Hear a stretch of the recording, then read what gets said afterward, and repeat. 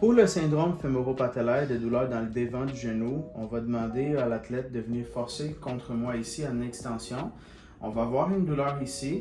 Après ça, je viens relâcher, je prends la rotule, puis je veux savoir de quel côté que je dois la tasser avec mon tape. Donc, je la prends comme ça, j'envoie dans une direction externe et je demande encore de forcer.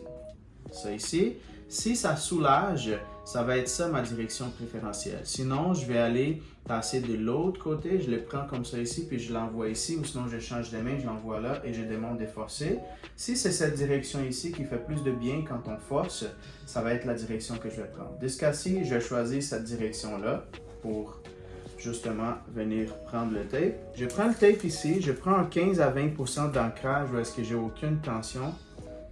Je vais le mettre ici sur le côté de la rotule externe, donc je veux la tasser par là-bas. Donc, je prends mon tape, je l'ai déjà ancré à 20-30%.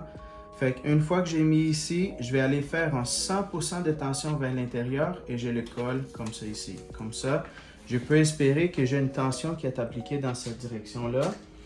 Et après ça, je vais justement faire la même chose en faisant un tour ici, en voulant mettre la tension de ce côté-là. Donc, je vais aller ancrer à l'intérieur ici, 20% de tape sans tension.